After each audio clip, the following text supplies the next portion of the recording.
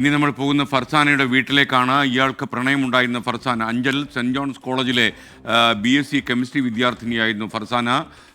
ഫർസാന വീട്ടിൽ നിന്ന് കഴിഞ്ഞ തിങ്കളാഴ്ച ഇറങ്ങിയെന്നാണ് നമുക്ക് ലഭിക്കുന്ന വിവരം. കഴിഞ്ഞ ഒരു ദിവസം ഫർസാന വീട്ടിൽ തന്നെ ഉണ്ടായിരുന്നു. തിങ്കളാഴ്ച പോയെന്നൊക്കെയാണ് അവിടുത്തെ ചില ആളുകൾ പറയുന്നത്. ഫർസാനെ വിവാഹം കഴിച്ച് തരണം എന്ന് ഈ പ്രതി വീട്ടിൽ പോയി ആവശ്യപ്പെട്ടിരുന്നെന്ന് ഈ ഫർസാനയുടെ സഹോദരൻ സാക്ഷ്യപ്പെടുത്തുന്നുണ്ട്. അപ്പോൾ അതേസമയം ഇവർക്ക് അയാളെയൊക്കെ ഈ ഫർസാനെ കല്യാണം കഴിപ്പിച്ചു കൊടുക്കാൻ തയ്യാറായിരുന്നു എന്നാണ് മനസ്സിലാകുന്നത്. താൻ ഒരുപക്ഷെ ഈ ഫർസാന തനിച്ചായി പോകും എന്ന ഭയം കൂടിയാണ് ഈ പ്രതിയെ കൊണ്ട് ഇത് ചെയ്യിച്ചത് എന്നാണ് പറയുന്നത്. എന്തായാലും ഫർസാനയെ അയാൾ ക്രൂരമായി കൊലപ്പെടുത്തുകയായിരുന്നു.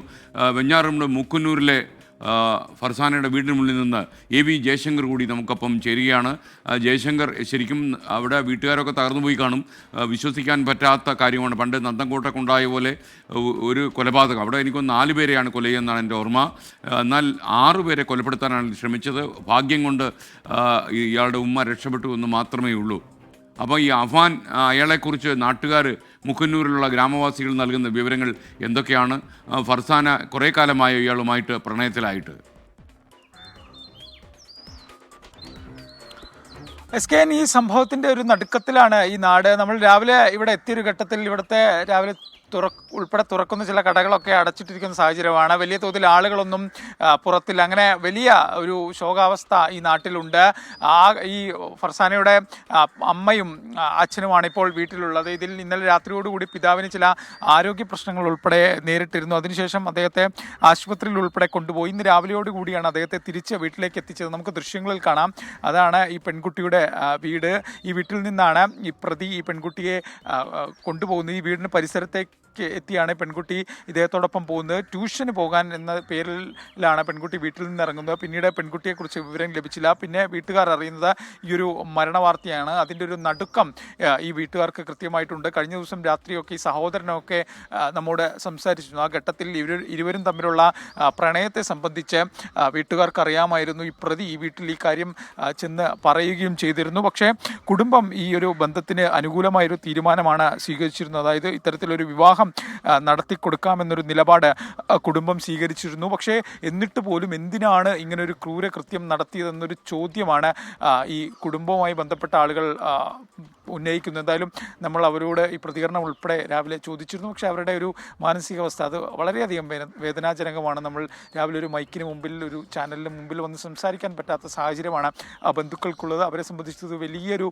വേദനയാണ്. കാരണം തങ്ങൾ പൊന്നുപോലെ വളർത്തിയ തങ്ങളുടെ മകൾ, അതും അഞ്ചലൊരു കോളേജിൽ ബിരുദാനന്തര ബിരുദ വിദ്യാർത്ഥിയാണ്, 22 വയസ്സ് മാത്രം പ്രായമുള്ള ഒരു പെൺകുട്ടി. ഒരു പ്രണയബന്ധം ഉണ്ടാകുന്നു. ആ പ്രണയബന്ധത്തിൻ്റെ പേരിൽ ഇങ്ങനെ ക്രൂരമായി കൊല ചെയ്യപ്പെടുന്ന ഒരു സാഹചര്യം ഉണ്ടാകും. അതിൻ്റെ ഒരു വിഷമം ഈ ബന്ധുക്കൾക്ക് കൃത്യമായിട്ടുണ്ട്. നാട്ടുകാരും ഇതേ സംബന്ധിച്ച് വലിയ വിവരമൊന്നും നാട്ടുകാർക്കില്ല. പക്ഷേ ഇങ്ങനെ ഒരു ക്രൂരമായ ഒരു കൊലപാതക വാർത്ത തലസ്ഥാനത്ത് നിന്ന് വരുന്നു. അതിൽ തങ്ങളുടെ നാട്ടിലൊരു പെൺകുട്ടി ഉൾപ്പെടുന്ന സംഭവം നാട്ടുകാരെ സംബന്ധിച്ച് അത് വലിയൊരു വേദന സൃഷ്ടിക്കുന്ന കാര്യമാണ്. അവർ അതിൻ്റെ ഒരു ഞെട്ടൽ ഈ നാട്ടുകാർക്ക് എല്ലാവർക്കും ഉണ്ടായിരുന്നു. എന്തായാലും ഈ നാട്ടുകാരിൽ ചില ആളുകൾ ഇവിടെയൊക്കെ തന്നെ ഉണ്ട്. ചേട്ടാ, ഈ മരണവാർത്ത അറിഞ്ഞിരുന്നോ? അറിഞ്ഞായിരുന്നു. ഇന്നലെ രാത്രി അറിഞ്ഞായിരുന്നു. എൻ്റെ അപ്പച്ചിൻ്റെ വീട്ടിൽ വന്നു. ഞാൻ ഇവിടെ ഉള്ള, ഞാൻ ആലിട്ടുള്ളതാണ്. ഈ പെൺകുട്ടിയെ വീട്ടുകാരെ മറ്റോ പരിചയമുണ്ടോ? ഇവരെ വീട്ടുകാരെ പരിചയമുണ്ട്. ഈ നാട്ടുകാരെ മൊത്തം പരിചയമുണ്ട്. എനിക്ക് എന്നെ അറിയാം. വലിയ ഞെട്ടലാണല്ലോ. വലിയ ഞെട്ടലാണ്. അത് കൊച്ചിൻ്റെ കാര്യത്തിലൂടെ ഇവിടെ ഉള്ളവരൊക്കെ എല്ലാവർക്കും. ഈ കുട്ടി നാട്ടിലൊക്കെ സജീവമായിട്ടുള്ളൊരു കുട്ടിയാണോ? എല്ലാ കാര്യം നല്ല പാവം പിടിച്ചൊരു കൊച്ചായിരുന്നു. അത് മാത്രമേ അറിയാവുള്ളൂ. ഞാനിവിടെ ഉള്ള ആലിട്ടുള്ളതാണ്. അതാണ് ഈ ഒരു ബന്ധു വീട്ടിൽ വന്നൊരു വ്യക്തിയാണ്. പക്ഷെ അദ്ദേഹത്തെ ഈ മരിച്ച പെൺകുട്ടിയുടെ കുടുംബത്തെ വ്യക്തമായിട്ട് അറിയാം. അവരുടെ കാര്യങ്ങളൊക്കെ അറിയാം. പെൺകുട്ടി നാട്ടിൽ സജീവമായിട്ടുണ്ടായിരുന്നതായിരുന്നു. വളരെ നല്ല സ്വഭാവമായിരുന്നു. ശാന്ത രീതിയിലുള്ളതായിരുന്നു. അങ്ങനെ ഈ നാട്ടുകാരൊക്കെ ഈ ഒരു സംഭവത്തിൻ്റെ ഞെട്ടലിലാണ് എന്തായാലും ഉള്ളത്. ഈ പിതാവിൻ്റെ ആരോഗ്യനില ഏറെക്കുറെ തൃപ്തികരമാണെന്ന് നമ്മൾ മനസ്സിലാക്കുന്നു. കുറച്ചധികം നാട്ടുകാരുൾപ്പെടെയുള്ള ആളുകളുണ്ട്. ചേട്ടാ, ഈ മരണവാർത്ത അറിഞ്ഞപ്പോൾ എന്താ? ഞങ്ങൾ പിന്നീടാണ് അറിഞ്ഞത്. സമയത്ത് വിവരങ്ങളൊന്നും അറിഞ്ഞില്ല. ഞെട്ടല് തന്നെ. അതാണ് SKN. ഈ നാട്ടുകാരെ സംബന്ധിച്ചൊക്കെ നാട്ടുകാർ വലിയ ഞെട്ടലിലാണ്. കാരണം ഇങ്ങനൊരു സംഭവം തലസ്ഥാനത്തുണ്ടാകുന്നു. അത് തങ്ങളുടെ പ്രദേശത്തുള്ളൊരു കുട്ടി അതിൽ ഉൾപ്പെടുമെന്നൊരു വിവരം അവരൊരിക്കലും പ്രതീക്ഷിക്കുന്നില്ല. അങ്ങനെ ഒരു വിഷയമാണ് ഉള്ളത്. എന്തായാലും ബന്ധുക്കളെ സംബന്ധിച്ച് തീരാ നഷ്ടമാണ്. ഉന്നത വിദ്യാഭ്യാസം നൽകി പഠിപ്പിച്ച് വലിയൊരു ഭാവി സ്വപ്നം കണ്ടിരുന്ന തങ്ങളുടെ പൊന്നോമന ഒരു പ്രണയബന്ധത്തിൻ്റെ പേരിൽ ജീവിതം നഷ്ടപ്പെട്ടിരിക്കുന്നു, ഒരു ക്രൂരമായി കൊല ചെയ്യപ്പെടുന്നു. അങ്ങനെ ഒരു സാഹചര്യമാണ് ഉള്ളത്. എന്തായാലും ബന്ധുക്കളുടെ ഉൾപ്പെടെ പ്രതികരണങ്ങൾ വരും മണിക്കൂറിൽ ലഭിക്കുമെന്ന് പ്രതീക്ഷിക്കുന്നു. നിലവിൽ എന്തായാലും ഈ ബന്ധുക്കൾ ഉൾപ്പെടെ പ്രതികരിക്കാൻ പറ്റാത്തൊരു സാഹചര്യത്തിലാണ് എന്തായാലും ഉള്ളത്. ഈ പോലീസാണ് ഇനി ഇത് സംബന്ധിച്ച് കൂടുതൽ വ്യക്തത വരുത്തേണ്ടത്. ഇവർ ഏറെ നാളായി, ഒരു വർഷത്തിലധികമായി പ്രണയബന്ധത്തിലായിരുന്നു എന്നാണ് നമ്മൾ നിലവിൽ മനസ്സിലാക്കുന്നത്. ബന്ധുക്കളുടെ ഈ പെൺകുട്ടിയുടെ ബന്ധുക്കൾ ഉൾപ്പെടെ ഈ പ്രതി ഈ കാര്യം അറിയിക്കുകയും അതുമായി ബന്ധപ്പെട്ട് ചില ചർച്ചകൾ നടക്കുകയും ചെയ്തതാണ്. ആ ഘട്ടത്തിലൊക്കെ തന്നെ ഈ ഒരു ഈ വിവാഹത്തിന് അനുകൂലമായൊരു നിലപാടാണ് ഈ പെൺകുട്ടിയുടെ പിതാവ് ഉൾപ്പെടെയുള്ള ആളുകൾ സ്വീകരിച്ചത്. അത്തരത്തിൽ മറ്റ് പ്രശ്നങ്ങളൊന്നും തന്നെ ഉണ്ടായിരുന്നില്ല. പക്ഷേ എന്നിട്ട് പോലും ഇങ്ങനെ ക്രൂരമായൊരു കൊലപാതകത്തിലേക്ക് നയിച്ചു എന്നതിൻ്റെ ഉത്തരം ഈ പ്രതി തന്നെയാണ് പറയേണ്ടത്. എന്തായാലും അത് ചോദ്യം ചെയ്യൽ തന്നെ വ്യക്തമാകുമെന്നാണ് നമ്മൾ മനസ്സിലാക്കുന്നത്. ഇന്നെന്തായാലും വിവരങ്ങൾ നൽകിക്കൊണ്ടിരിക്കുന്നത്. പ്രേക്ഷകർക്ക് അറിയേണ്ട ഒരു കാര്യം, 25 കിലോമീറ്ററിനുള്ളിൽ 3 വീടുകളിലാണ് ഈ 5 പേർ കൊലയപ്പെട്ടതും ഒരാളെ ക്രൂരമായി ആക്രമിച്ച് മെഡിക്കൽ കോളേജിലെ ഇൻറ്റൻസീവ് കെയർ യൂണിറ്റിൽ ആക്കിയതും. പാങ്ങോട്, അതുപോലെ തന്നെ പുല്ലമ്പാറ, പേരുമല, ഈ 3 സ്ഥലങ്ങളിൽ ഈ പ്രതി ഒരു 2 വീലറിൽ സഞ്ചരിച്ചാണ് ഈ കൊലപാതകങ്ങളൊക്കെ നടത്തിയത് എന്ന് നമ്മൾ മനസ്സിലാക്കുന്നു. അപ്പോൾ നമുക്ക് ചില പ്രേക്ഷകരൊക്കെ എഴുതുന്നു, ഇനി വേറെ വാർത്ത വായിക്കൂ, ചില ആളുകൾക്ക് മടുത്തു ഇത് കേട്ടിട്ട്, ചില ആളുകൾക്ക് ഇത് താങ്ങാൻ കഴിയുന്നില്ല, പല രീതിയിലുള്ള മാനസിക ഭാവത്തിലാണ് ആൾക്കാർ എഴുതുന്നത്. അതൊക്കെ എനിക്ക് മനസ്സിലാകുന്നു. കാരണം ഈ ആവർത്തന വിരസത ഫീൽ ചെയ്യുന്നവരുണ്ടാകും.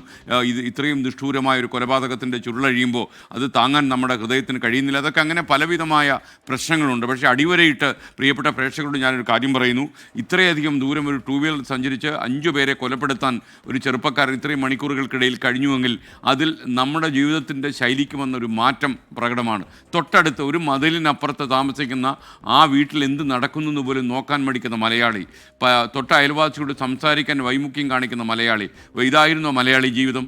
നിങ്ങളൊരു 10 കൊല്ലത്തിനോ അല്ലെ 15 കൊല്ലത്തിനോ പിന്നിലേക്കൊന്ന് ആലോചിച്ച് നോക്കൂ. നമുക്കൊരു നാട്ടിൽ പോയാൽ 4 കിലോമീറ്റർ ചുറ്റളവിൽ താമസിക്കുന്ന ആരുടെ വിശദാംശങ്ങളും പറഞ്ഞു തരാൻ കഴിയുന്ന ആളുകൾ നാട്ടിലുണ്ടാകും. അതുപോലെ എന്താ അവിടെ ഒരു നിലവിളി കേട്ടല്ലോ എന്ന് പറയുന്ന ആളുകളുണ്ടായിരുന്നു. ഇന്നിപ്പോൾ നമ്മൾ ഏതെങ്കിലും അമേരിക്ക പോലെ ഒരു മഹാനഗരത്തിൻ്റെ നടുവിൽ ന്യൂയോർക്കിലെങ്ങാനും പോയി ഒരു ലോഡ്ജ് മുറിയിൽ താമസിച്ചാൽ, ഒരു ഹോട്ടൽ മുറിയിൽ താമസിച്ചാൽ ആ ഹോട്ടലിലേക്ക് ആരും അന്വേഷിച്ചു വരില്ല എന്ന് പറയുന്നത് പോലെ ആയിരിക്കുന്നു മലയാളി ജീവിതം. തൊട്ടടുത്ത വീട്ടിൽ വാവിട്ട നിലവിളികൾ കേട്ടാൽ അത് TV-യുടെ വോളിയം കൂട്ടി വെച്ചിരിക്കുകയാണ് എന്ത് ചിന്തിക്കുന്ന മലയാളി സമൂഹം.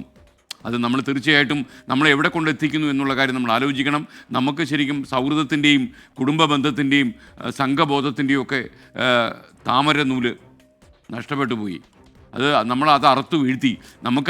നമുക്ക് ഭാര്യയും മക്കളും നമ്മുടെ വീട്ടിലുള്ളവരുടെയും കാര്യമല്ലാതെ മറ്റുള്ളവരുടെ കാര്യത്തിൽ എന്തിനാണ് നമ്മൾ തലയിടുന്നത്? നമുക്ക് നമ്മുടെ കാര്യം. ഈ അവനവനിസം വളരെ കൂടിയൊരു കാലത്ത് ഇതേ ദുരന്തം ഈ പൊതുവഴിയിലോ നിരത്തിലോ വീടുകളിലോ നമുക്കും സംഭവിക്കാം എന്നൊരു ചിന്തയിലെങ്കിലും മലയാളി ജീവിതത്തിന് അടിസ്ഥാനപരമായി മാറ്റം വരണം എന്നാണ് എൻ്റെ വ്യക്തമായ അഭിപ്രായം.